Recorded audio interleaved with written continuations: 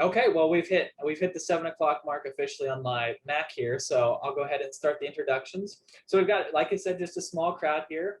So I'll say welcome to everyone. Personally, Janine, Janet, and Walter, thanks so much for joining us.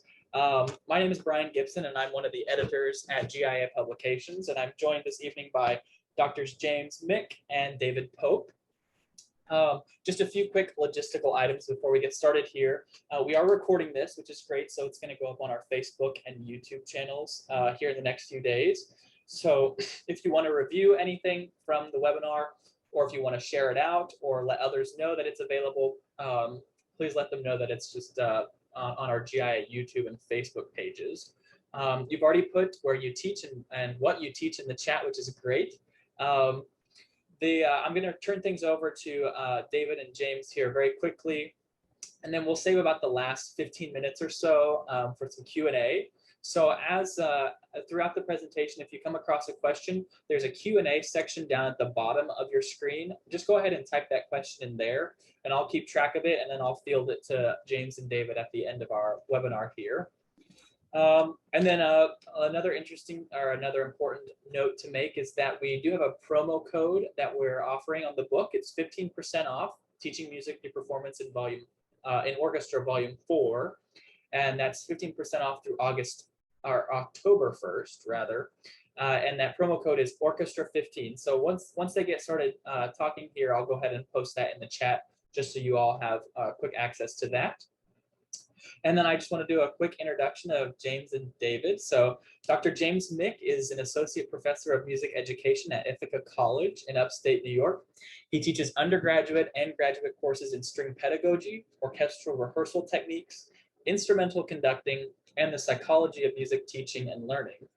In 2020, Dr. Mick was awarded Ithaca College's Faculty Excellence Award, and he also conducts the Rochester Philharmonic Youth Orchestra. Dr. David Pope is Associate Professor of Music Education and Chair of the Professional Studies Department at the Baldwin Wallace University Conservatory of Music. In addition, he serves as an education clinician for Alfred Music and editor of the String Research Journal for ASTA. He received the Distinguished Music Educator Award from the Yale Symposium for Music in Schools and is recipient of the Outstanding Young Music Educator Award for the state of Tennessee. He was also the recipient of the String Researcher Award. Oh, and I missed the last little section there. What was that? Oh, from the American String Teachers Association at their national conference in March of 2020. So I guess that must have been right before things really closed down, wasn't it? The week before, yeah. Yeah, the week right before. As we left ASTA that Sunday in Orlando, they were closing down the hotel and closing restaurants. It was a very surreal experience. I bet. All right, so with those introductions, I'm going to turn things over to James and David, and then I'll chime back in for the last 15 minutes or so. Great, thank you, Brian, and thank you to GIA for hosting this and for putting these on Monday evenings. So, David, I think you have a quick screen share, and we'll start there. Thank you all for being here, too. We're looking forward to a conversation. James, can you see the screen? Yep, everything looks great. Okay, it's all yours, sir. Great. Well, the Teaching Music Through Performance in Orchestra Volume 4, as many of us know, is a long time coming. So it's been 13 years since the last volume came out. So the history behind this book, or a little bit of the history behind the series, and I'll just, for the sake of, repeating myself or for stating the obvious for people that already know about this, but the series has been around for quite some time. So in 2001, the first book came out. The second volume, 2003, so it happened pretty quickly. And then the third volume happened in 2008. So there was a small gap. And with those first 3 volumes, they also had they did some recordings of some of the pieces. So Michigan State University recorded some of those pieces, and those recordings were made available. So that's a bit of the initial history behind that. We were very thankful that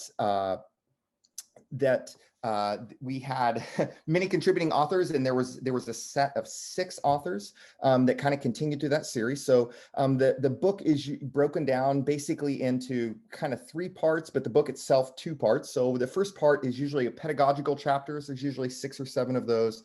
And then there's usually about 100 pieces of music that follow that are teacher resource guides.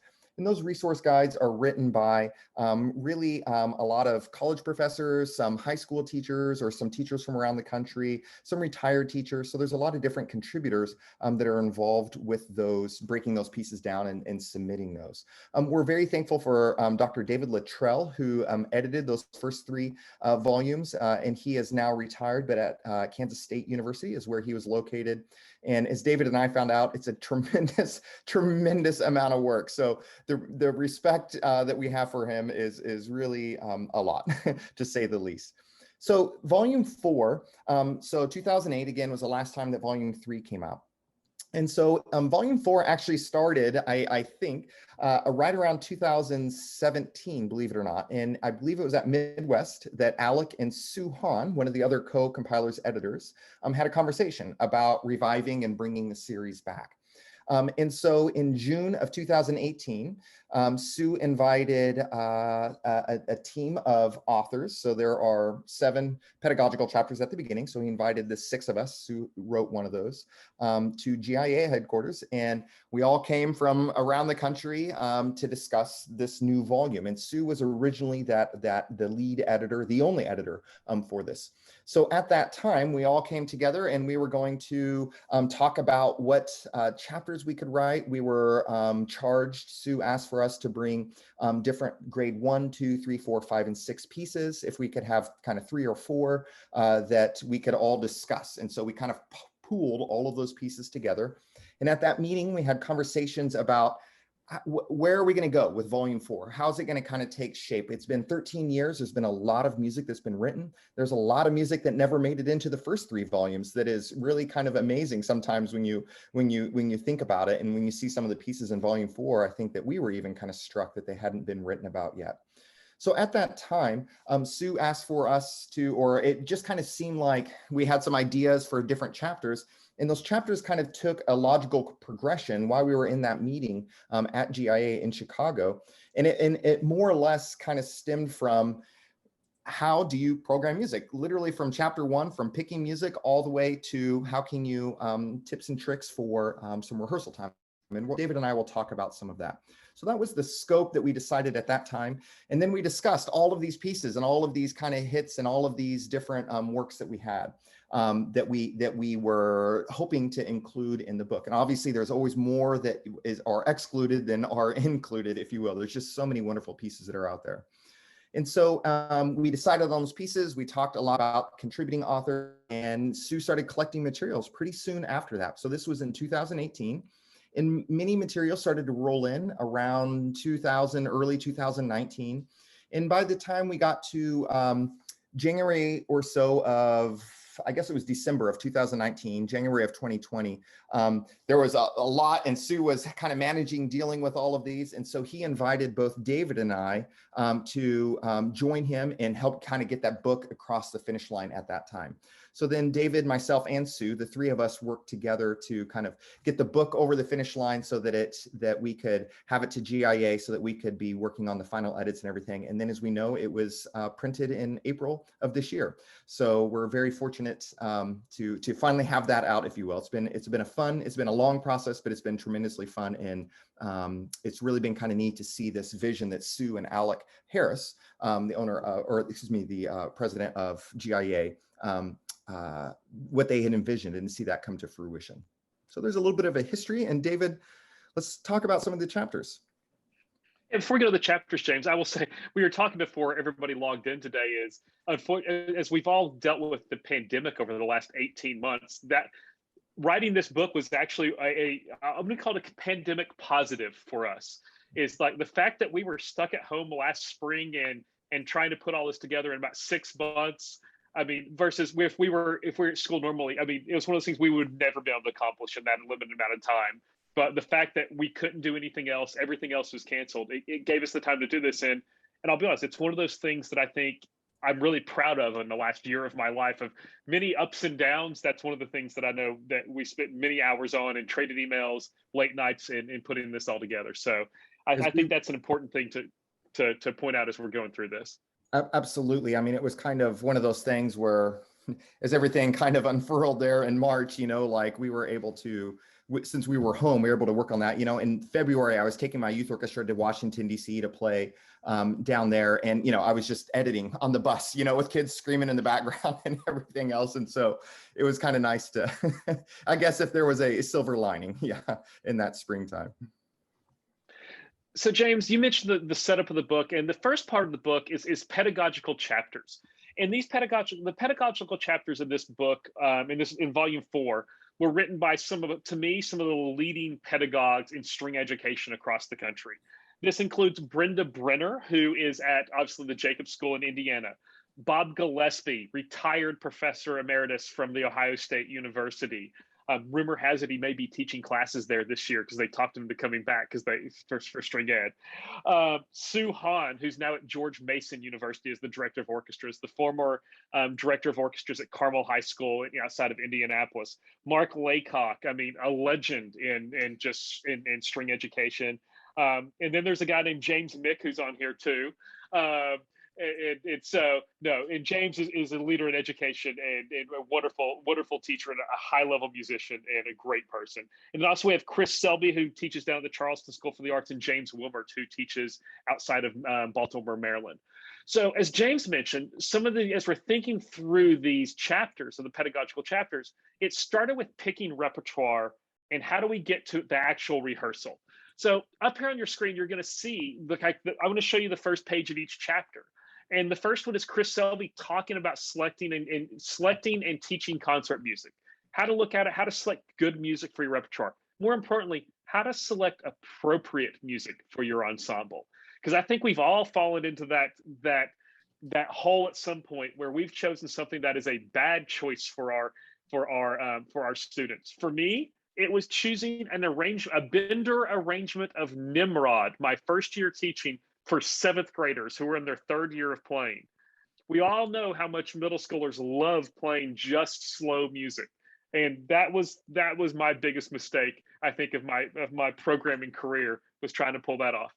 But I also think that's why people like Elliot Del Borgo made a living off the ABA, fast, slow, fast. Just enough slow in there to get kids to learn it, but get them back to what they really want to do. So it starts with that. And then James has a great chapter in preparing for the podium, and he'll tell you about that in a little bit. We also have a chapter by Mark Laycock, which is beginning with the score. It's how to figure out what the composer intended, looking at the score and figure out what their intentions are and how to add your own musical ideas to that. I think it's a great chapter. Then Brendabrenner wrote a wonderful chapter called From Poof to Portado.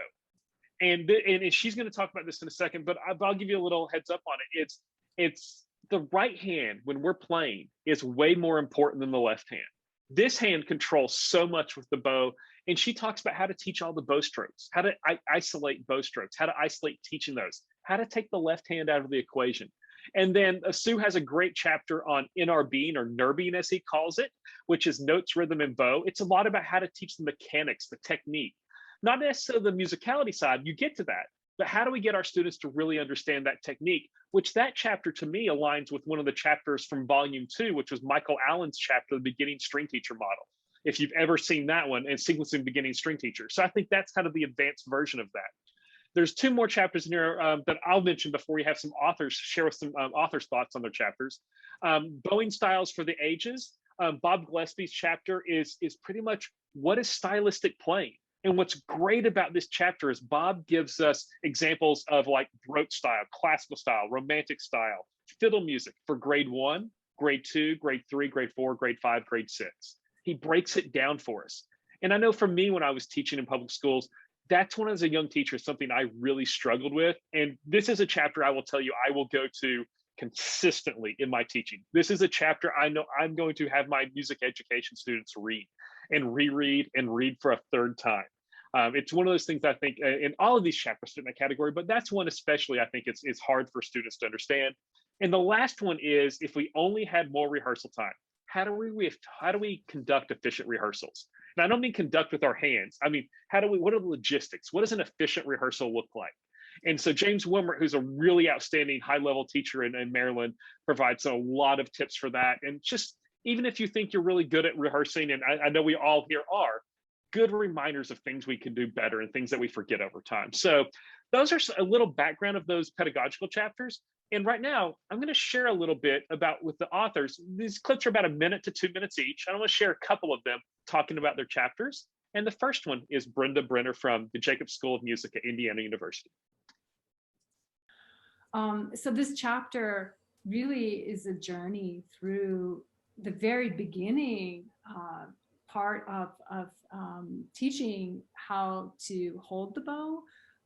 Just from the very outset, with some tricks and things that I've used with my beginners over the years to get them to form correct shapes and to play with, really relaxed and loose right hand. And then to walk really systematically through how to teach these bow strokes from the very, very beginning. I tend to be really hyper organized with how I teach the bow. I'm a big lover of using tape on the bow to divide and be really proportionate with how you use the bow. The name of my chapter is From Poof to Portato. So poof is onomatopoeia for the martelé stroke. So essentially that stroke that sounds like poof, where you have a nice beginning to the stroke and a nice release afterward. So we walk through how to teach that bow stroke, which my students are intimately familiar with at every level, and teaching that bow stroke in a variety of ways, walking through then the détaché strokes, hooked bowings, spiccato, and how to teach that bow stroke, and then the more advanced bow strokes with ricochet and the various other. Portato is the last one because it just sounded good with P to P. But portato is the bow stroke that we're usually trying to get our students to avoid with stopping their bow or slowing their bow down between the notes. So for me, this is one of the most fascinating journeys through teaching strings, and something that is really near and dear to my heart. To me, listening to Brenda talk about her chapter, it connects so well to Bob Gillespie's chapter, which I believe is right after hers in the book. She's teaching us how to teach the bow strokes. Bob's going, this is the bow stroke you use in this style of piece, and then gives an example of it, of a handle concerto grosso or a fiddle tune or those types of things. I love Brenda talking about this. These are short excerpts of longer interviews that James and I did with all the authors. One of the things you don't hear Brenda say in this interview is she actually correlated every piece in the Teaching Music Through Performance and Orchestra series to a specific bow stroke. So she can tell you, here's the martelé bow stroke, here's every piece in this entire 4-volume series that includes that bow stroke. And she has that set up that way. To me, it's genius. Brenda, to me, is one of the leading pedagogues in our country, and I would pay money to go sit and watch Brenda teach because I think she's just that good at her job. Absolutely. So let me go to, yeah. Oh, and David, I was going to add, and she also sequences it. So this is the first bow stroke she teaches, and then she moves into the next, And to me, like that's golden to like hear from top pedagogue in the country, Brendabrenner, and to like know exactly how she produces and how she works with her students is priceless. Yeah. And it's simple things like, hey, remember to put tape on the bow when you're trying to show kids bow distribution and things like that. I get simple reminders. I mean, I'm a cellist, James. You're a double bassist. We need all the reminders we can get in our lives to help us be successful teachers. And so, again, I love Brenda because she's up there and a wonderful teacher and a high-level pedagogue. So let's go to the next chapter here. And our next chapter is Suan talking about his chapter is Nurbing, which stands for notes, rhythm, and bow. And his clip is about 1 minute long, if I remember correctly. And so nurbing specifically is a term that my colleagues and I came up with when I was teaching in Carmel. We would focus on 3 very broad aspects of teaching mechanics: notes, knowing how to read and note comprehension, rhythm, and having rhythmic comprehension, but rhythm also encompassing issues of bow distributions and bow usage. And then, of course, bow refers not just to up and down bows, but the various ways and styles in which you use the bow to achieve specific colors. So we would walk into class and I would just say, students, we're going to be nurbing a lot today. Be patient with us. And the students know what that meant. And it's a process that we curated, especially at Carmel High School, that I share in the chapter. James, as I'm listening to even just Sue and Brenda talk about their chapters, I just see the onion getting peeled a little bit more. We've chosen our music, and now how do we teach the music? And that's one of the things that I love about these pedagogical chapters. And I'm going to ask you a question later about like, how do these impact you and especially your first couple of years of teaching? Because I know it's a conversation we had throughout this, but any thoughts on Sue's chapter there, James?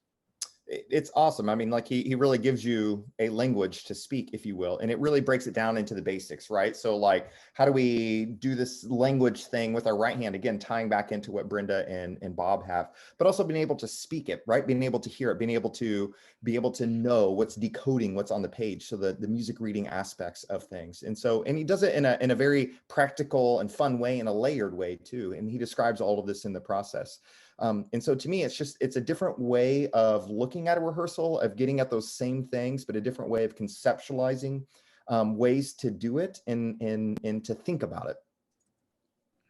I feel bad for throwing this term out on a Monday night in early August when most of us aren't back in school. It's almost like differentiated learning is what he's throwing at us. And I feel like all of our principals would love the fact that we did that. But again, we all know that's what we do on a daily basis in an orchestra classroom. We just have to convince our principals and tell them what that looks like. So the last one I want to share with you here on video clip is Bob Gillespie talking about his chapter, and it's all about stylistic playing. And Bob is a character, so I have no idea what this clip is going to say, but I know it's always entertaining and well worth watching. Bob, for this book, you wrote a great chapter on bowing styles. Give us a little summary about your chapter. Sure. The purpose of my chapter is actually to just help teachers, including myself, to be able to encourage students to really get into the mind of the composer, the sound that the composer may have actually had in his or her ear as they were writing. So, for example, when Bach was writing his wonderful orchestral suites or Brendabrenner concertos, what did he really have in his mind, in his ear? How did it sound to him compared to what it would sound like to us today, just using our modern equipment? So the purpose was to summarize maybe what some ideas Bach or other historical composers had in their ear, and then how do we actually perform that, edit the scores, edit the parts, how do we reproduce that sound using our steel strings today, our chin rests, our cello end pins, our torte bows, and so forth.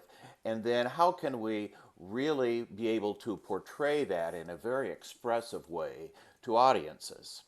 So I tried to summarize. I had the chance to play actually in a professional chamber orchestra for 34 years, and I played principal second. It's a fantastic orchestra, and it was drilled into me by numbers of conductors. Okay, we're a chamber orchestra, so what did Bach really mean for this? What did Haydn really mean in the sound? What did Mozart really mean when he phrased it this particular way? So I took that along with my own study and instincts and attempted to summarize some general principles for each historical era, give examples so that we could use that as a resource as we go to help our students be able to really experience the music perhaps in a deeper way. One of the things, listen again, it's because it ties back to every one of these chapters, is one of the things that I reminded me when I was teaching middle and high school, and it doesn't matter if it was my beginners or my advanced high school orchestra, I always told my students, if they just play notes and rhythms, that's a C performance if I'm giving them a grade. Because I have to put it in terms students understand. How do we get them past notes and rhythms to the stylistic thing, to bring out character, to tell a story? All of these things Brenda and Bob have talked about are going to help us tell that story. And I think that's really important. Choosing the right music is going to help us tell that story. I think about like Sunhi Newbold's Iditarod. Great piece. It's in volume 4. That tells a story. If we're not telling a story while we're playing that and doing all the things Bob and Brenda are talking about, we'll never get to the point where our students are going to get that across. So, James, any thoughts on Bob's chapter or your chapter and how your chapter maybe ties into all of this? Well, absolutely. I mean, on Bob's chapter, I think, like, how hard is it like to just sit down and to pen and to describe each of these styles in a 12 pages, type of thing, and just the fact that he was willing to take this on and to share his markings and how he shows children, and peers and everyone else, like this, the type of markings that we can create or to provide for people to create these sounds. And so for me, it was a very bold chapter, and it was a big undertaking. And of course, someone like Bob is capable of doing that just because he's amazing. And it's just really rich. I mean, I think of the number of ways that Baroque music can and is played, and the number of ways that classical music can and is played, and everything, all the different eras of music. And to have someone like Bob be able to summarize his life of experience and his life of teaching and pedagogical into a chapter is what really stood out to me.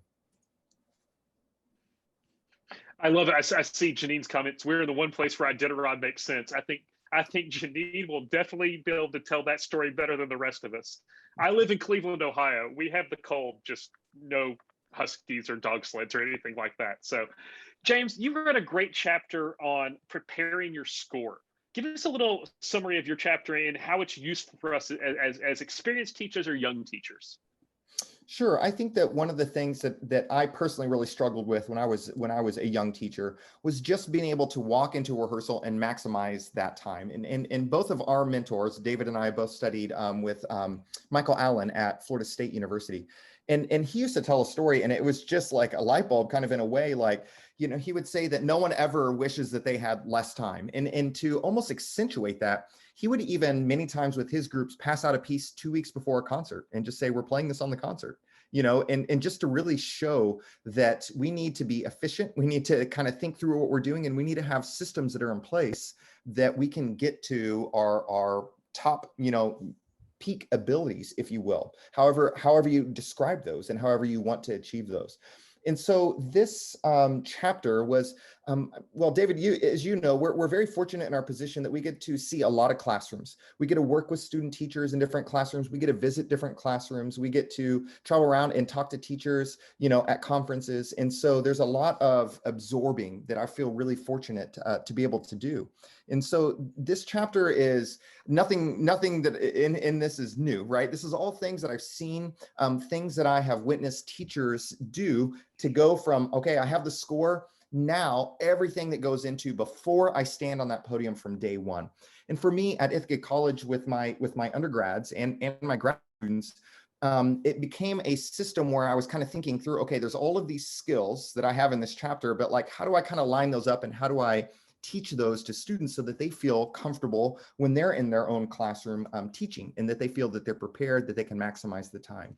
So that's a little bit of the preface behind it. So in this, it goes everything from many times, as we know, we select music over the summer, and it might be several months later. And in an ideal world, we would be able to do all of these things. I know that we can't all the time do that when we have multiple orchestras and different ages and everything.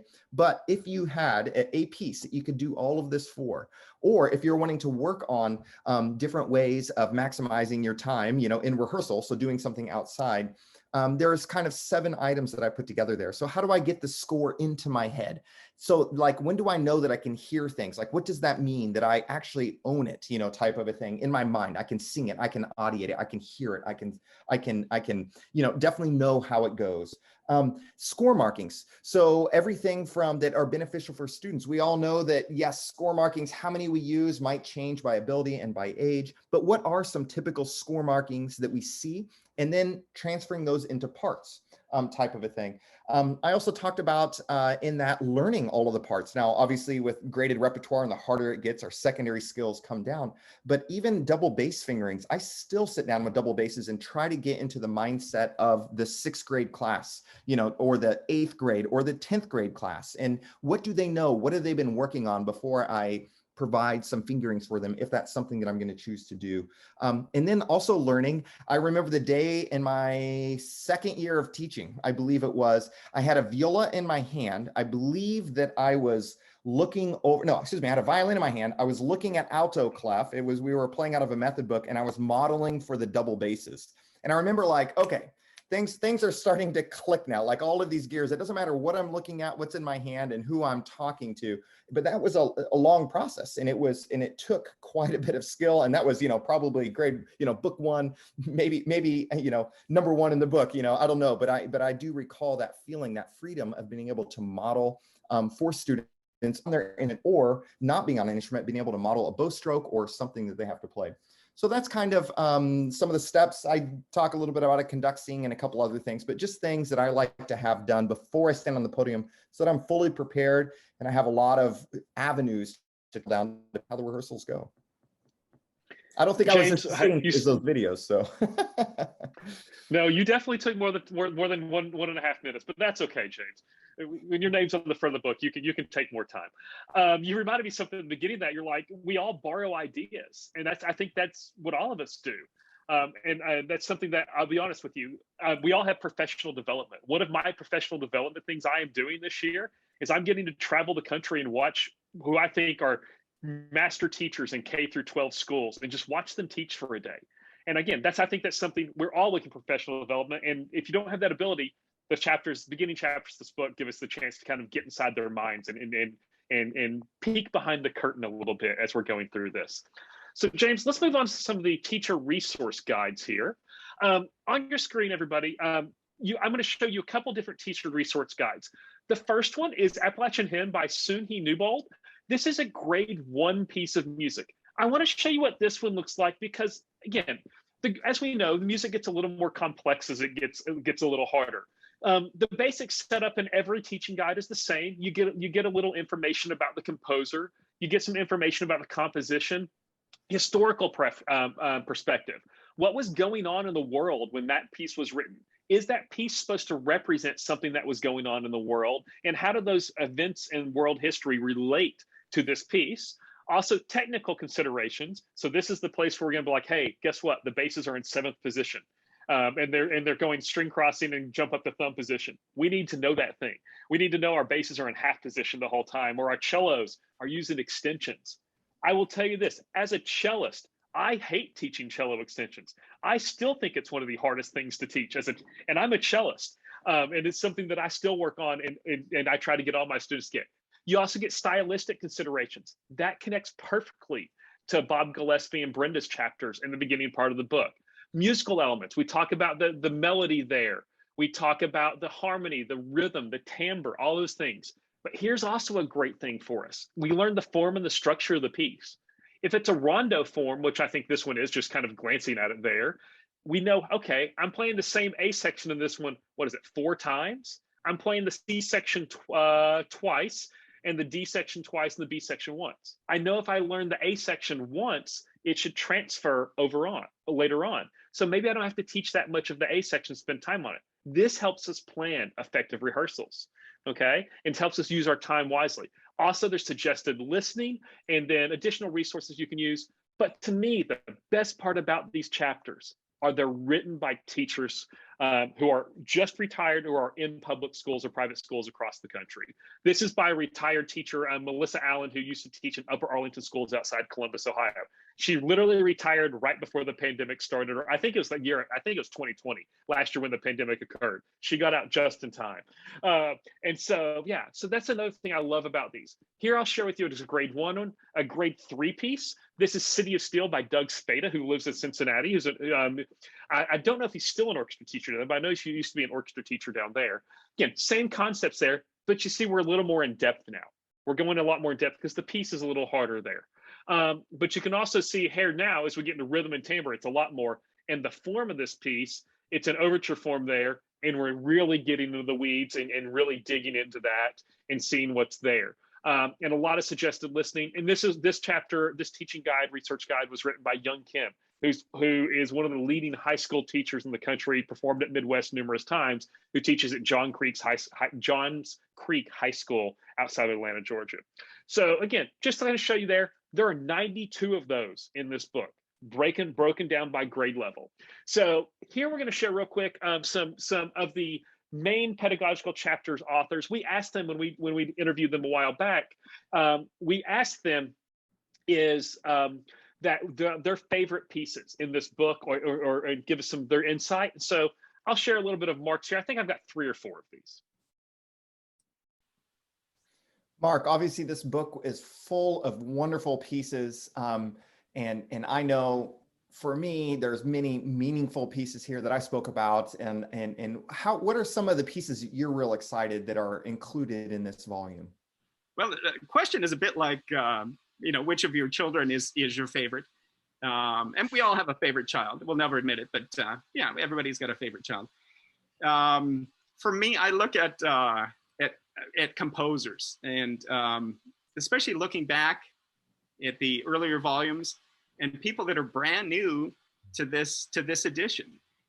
So people like Brian Balmages, Suni Newbold, Doug Spada, Lauren Bernofsky, people that really today, I mean, that's the center of educational repertoire. These are some of the best people working today that even in volume 3, didn't necessarily have that visibility that they do today. I'm not even sure if FJH existed as a publisher 12, 13, 14 years ago. So I think we can be proud as a profession how far we've come, how exciting the repertoire is, and how it really speaks to our students.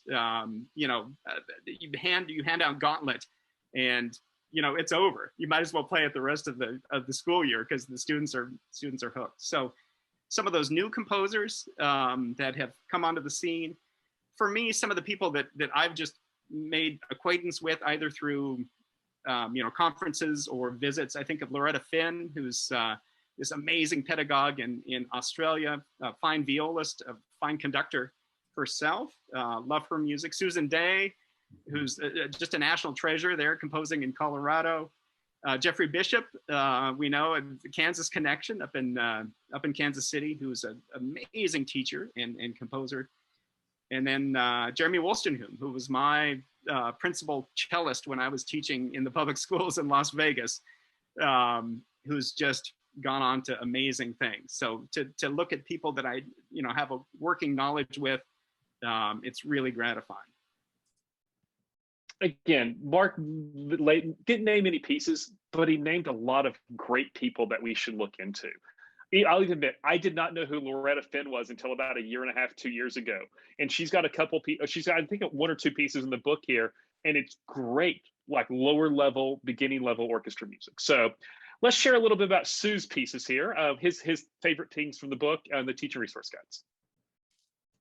Yeah, I know this is such a politician and cliche answer, but I think it's more difficult for me to say, is there a piece that I don't like that's included in the volume 4? And I can't even come up with one. They're all incredible pieces. So I'm just gonna speak from the heart. If I were to choose a few pieces that really mean something to me here, are pieces that are written by Carl Boots, because he's my best friend. And he and I were college roommates together, and he's one of the foremost string pedagogues in the entire country, teaches orchestra down in Texas, Houston area. And a few of his pieces are included in here. And one of my favorite pieces that Carl wrote was this piece called Mighty Columbia. And it's a piece that is accessible for beginning string students, intermediate students, and even advanced level students. Because Carl is a phenomenal string player, boy, does he know how to write for strings. And in every instrument, there's something musical to be gained. There's something artistic to be achieved. And there's something technical and mechanical to be fine-tuned. And then, of course, at the core of it, it's just beautiful and thrilling piece of music. And so Mighty Columbia is a piece that just means a big deal to me. And so Sue's talking about that, and I'll let you behind the curtain a little bit. I got to conduct Mighty Columbia this summer at a summer camp here in Cleveland. And Sue was working with me at this camp, and I had a brain freeze. And I was talking to the students, it's like, we're talking about where the Mighty Columbia like empties out into the ocean. And I couldn't remember it was the Pacific Ocean. And Sue still gives me a hard time to this day. I'm like, I think it goes like the Mississippi or something. And yeah, no. But he's like, Carl's from Washington. So yeah, Sue likes to give me a hard time with that with the Mighty Columbia there. So again, Sue, I think Sue nailed it right when he said, I can't pick a favorite. There's just so many great ones in here. I'll share one more with you here, and then James and I we'll share our favorite with you. Here's Bob's. Before I share Bob's video with you, let me let you know that Bob's original video on this was like 17 minutes long. We asked Bob when we interviewed him, hey, take 2 or 3 minutes, tell us about your favorite pieces. I think Bob wrote a dissertation on this as he went through this. He named like 15 pieces in grade 1, 7 pieces in grade 2. It kept going. And James and I remember in the interview, James and I were just smiling because we're like, he's doing all of our work for us. So here's Bob. I cut it down a little bit, but here's some of his favorite grade 1 pieces in this book. Sure. Yeah, I actually did my homework, and I only have a list of about 30. No, it was really just about 60. A list of a few that by grade level. In fact, I was going to suggest that perhaps as we move into the next volume here, because I've already started my list of possible pieces in case I'm invited to be a part of the team again, if I'm not extinguished by that point, that I could contribute. But we could also have a repertoire list by grade level. That is composite of all 4 or 5 volumes or whatever. So for example, in grade 1, I love the Clog Dance by Elliot Del Borgo because it's loud, it's typical Del Borgo, it's march-like, big, beautiful sound, very, very playable, accessible at a grade 1 level, and I've used it for years. Also, we featured a composer that I got to know personally, Frank Rogers, who spent his career as a full-time string teacher in the state of Virginia, and wrote all of these incredible pieces for his students, but they were not published. And through our relationship, we got some of them published, and off he went, and so forth. And one of my favorites is String Explosion, which is just what it says. It's an explosion. I've used it for years with younger orchestras as a program closer. If you've never done String Explosion, that's one part I chose this clip. Do it. I used to teach String Explosion every year with my first-year students, but then at the end of the year, and we do this at the end of the year. At the end of the year, I would have my high schoolers play with my first-year, in my case, my 6th grade students at the end of the year. My high schoolers begged to play String Explosion with my middle schoolers. And so we would have like 200 kids up there playing String Explosion. We added a drum set, so we had a metronome. Again, tip there for your own sanity. But all of Frank Rogers' pieces are great, and there's a couple in the book that I think that you're really going to like. So James, give me your idea. You've been involved in this, obviously, this book and reading this book and being major part of putting this all together. What are some of your favorite pieces from this book? Give me your favorite grade 1s. We'll alternate by grade level since we're running out of time. Sure. Yeah. Lauren Bernofsky's The Salamander Samba. There's only so many ways, Samba. There's only so many ways you can make a D major scale, right? Like in a new way. And in this one's all pizzicato. It's really a grade 1/2, a must to me. Yeehaw by Jeremy Wolstenhume. I tried to limit to 2, David. So I'm gonna stop there. Otherwise, I'll keep going. Okay.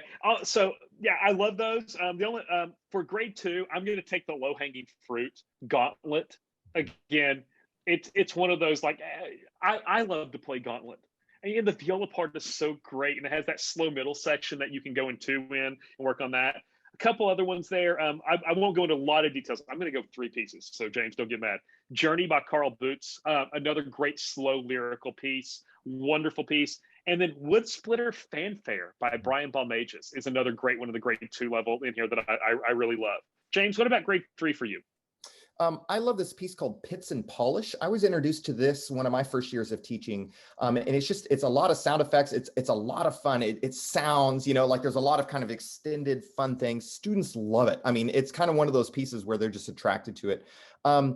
Dwight Beckham Sr.'s, his Elegy. I actually was in the orchestra that premiered that for my high school orchestra teacher, Gerald Kiger, when he passed. And it's just a gorgeous, gorgeous piece that's done a lot.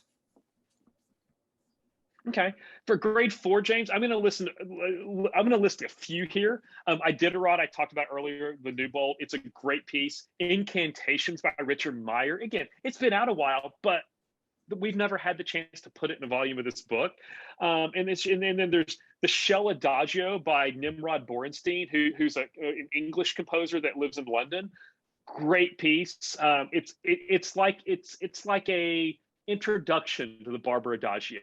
It's just a wonderful slow piece that lets our students really work on that style of playing. And the last one I'll listen there is the Waltz No. 2, the Shostakovich from the orchestra, from the Variety Stage Suites, arranged by Lavender. It's always fun.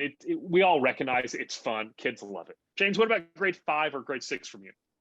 Sure. I'll just pick one from each of those. I love the Bach Stokowski, the Komm Süsser Tod. It's just a gorgeous piece. You don't have to do the full instrumentation that's in that, but one of the most lyrical cello melodies of all time, I think. I couldn't believe it wasn't in the book already. And a grade 6 that many people don't know that came out in the 70s is a piece by Nordgren, and it's called Portraits of Country Fiddlers. And I love this work. The fourth movement is a lot of fun. It goes between D major, D minor, some tonality shifting that's going on there. And that one's pretty accessible in the sense that it's probably 5-ish, but to do all of the whole thing, it would definitely be a grade 6. Yeah. And James, just so people know, is we try to put in these books more grade 1s, 2s, 3s, and 4s than grades 5s and 6s. Because a lot of times you can find information about grade 5s and 6s, but it's really hard to find information from Burst, from Brian Baum-Ages. And what's cool about this is a lot of the teaching resource guide authors contacted the composers of the pieces they wrote about. I know I did that with the pieces I wrote in here for teaching guides, and I know that it adds so much insight. And I think that's another cool thing about this book. So, James, I want to turn over to you, sir, for the last part here before we let people ask any questions. When I was skip that. And so it's all yours, sir.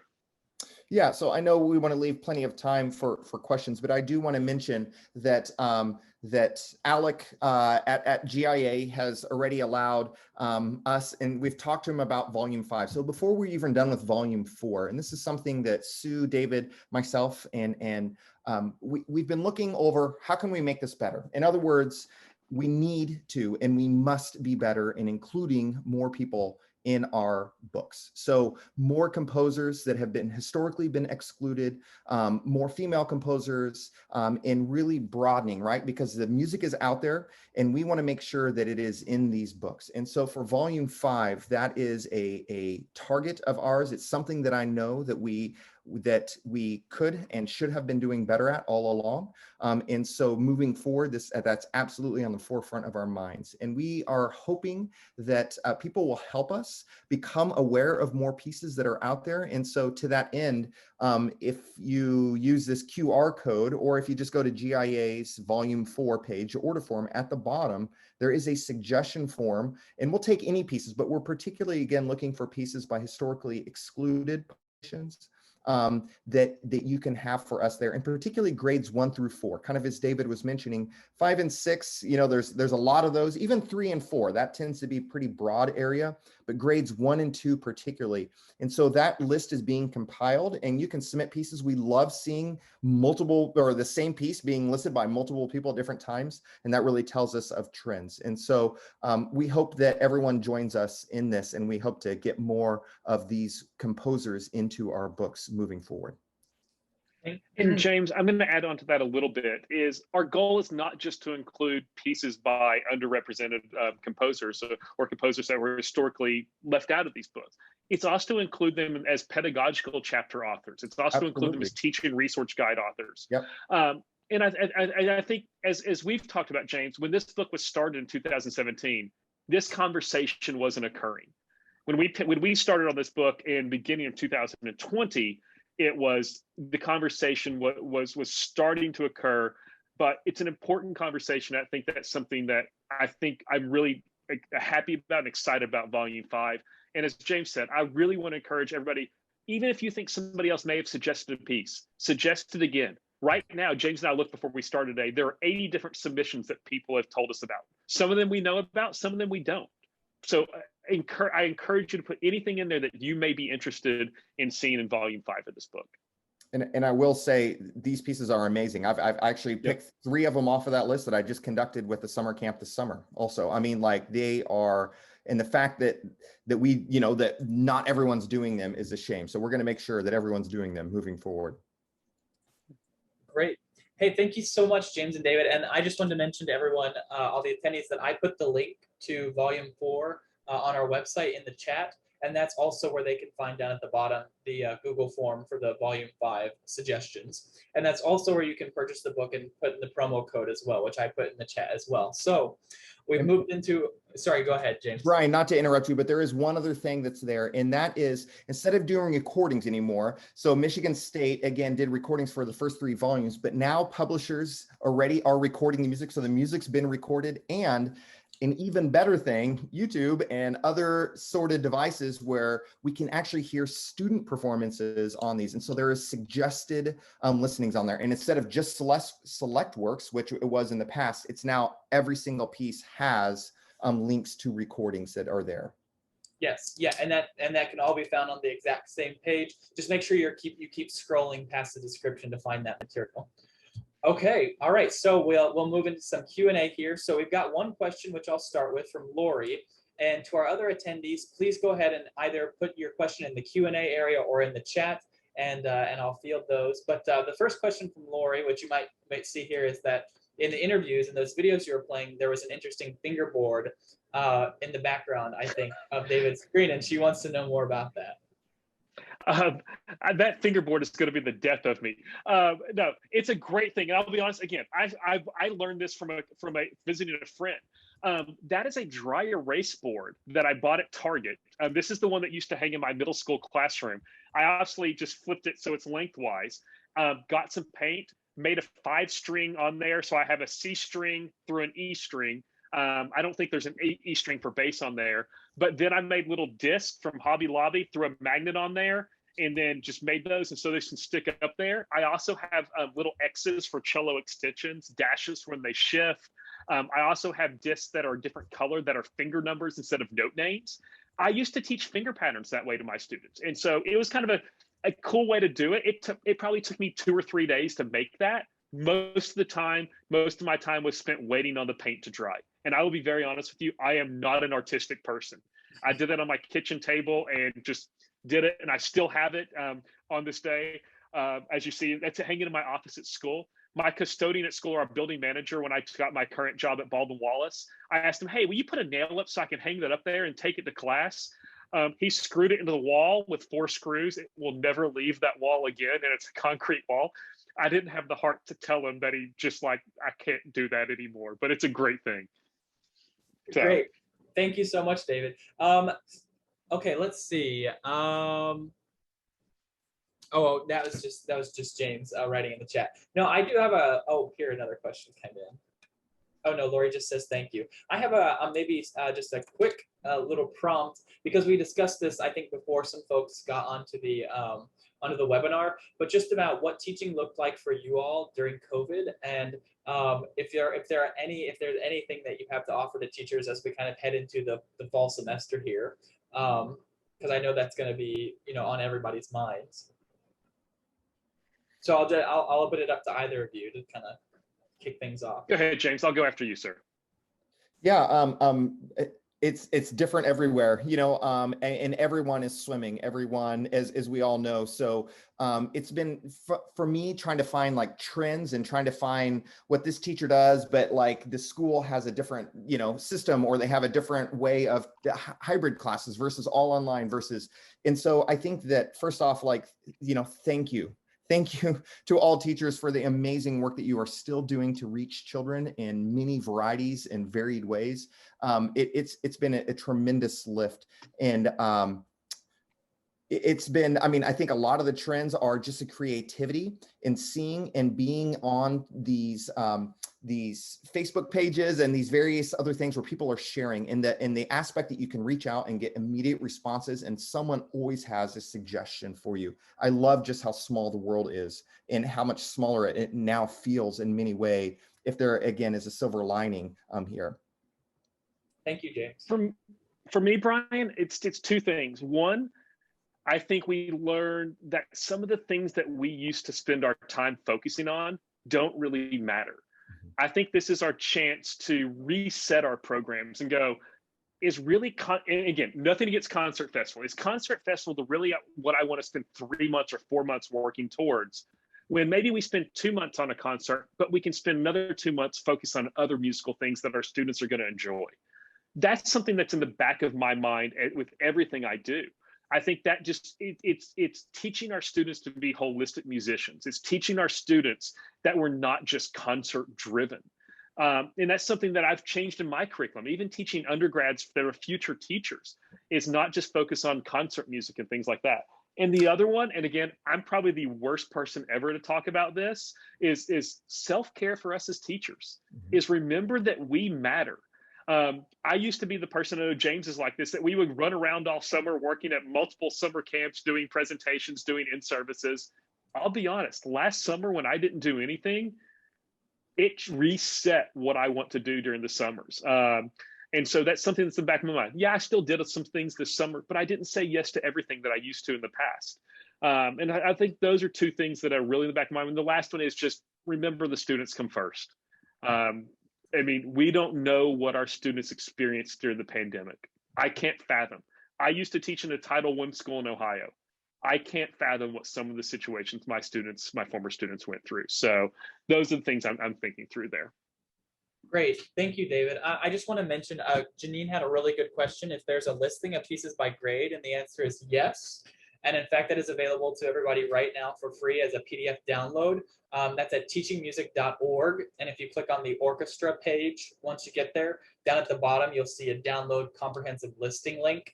And we actually just, I think about 2 weeks ago, updated that to include volume 4 because we got some questions from customers about that. So it is available with the pieces listed by grade. And that's for all 4 volumes, in fact. So not just volume 4, but for all 4 volumes. And I think within volume 4, they're listed by grade, aren't they?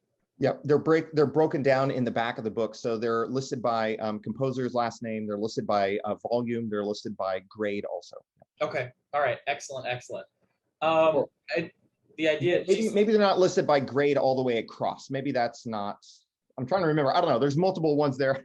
My mind is at mush at this point. You know, there's so many things going back and forth. Yeah. Yeah. Yes, there are. There are multiple indexes. And then well, maybe we can wrap up with this question because we're getting close to our 8 o'clock deadline. But it's from Walter, and the question is: if you had to rebuild, where and how would you start? What a big question. James, you want to tackle that one first? Rebuild. Is there a context? Rebuild a program from there.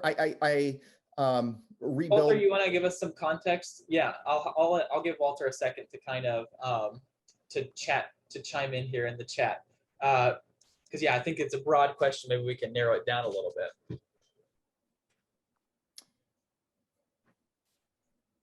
If indeed it's rebuilding, you know, program and rebuilding, I'll tell you that the kids are ready for it. The teachers that I just had in my summer graduate term for their degrees, just the fact that they could be again in front of people and to be rehearsing at first, I thought that they wanted to do more of you know, talking about, you know, all these different things that they could be doing in their classroom, but it was just the act of being in front of children again, they are absolutely excited about. And so I think that passion, showing that passion, loving on the kids, letting them know that they're number one in your life. And yes, we happen to teach music and we have this great vehicle called music, but number one are those children, and loving those children and letting them know that we care first and foremost about them.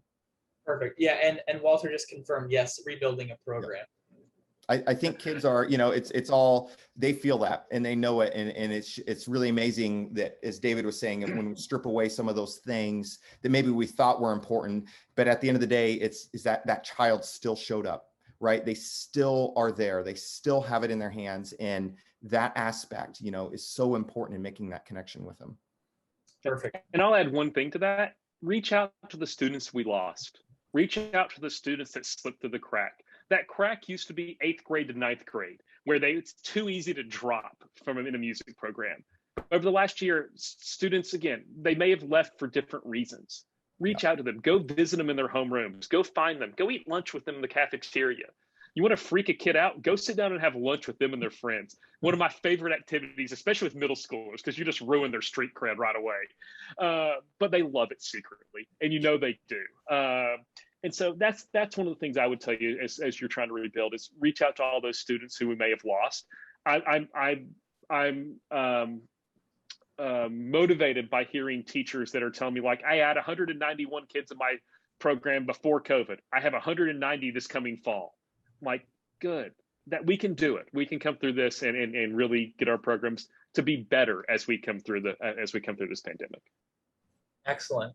Okay, well, I don't see any more questions, and we are at 8 o'clock on the dot for me. So thank you so much, James and David, for joining us tonight, for sharing a bit about Volume 4, which of course, is highly anticipated, waiting more than a decade for that to come out. So we're really excited about Volume 4. Of course, looking forward to Volume 5 as well, and encouraging people to submit suggestions for repertoire for that. And thank you to everyone, our small but mighty group of attendees. And just a reminder that, of course, this has been recorded, and we're going to put it up on our GIA Facebook and YouTube channels here in the next few days. So with that, I'll say good evening and have a wonderful rest of your week. Thank you. Bye, everyone. Thank you. Bye-bye. Thanks.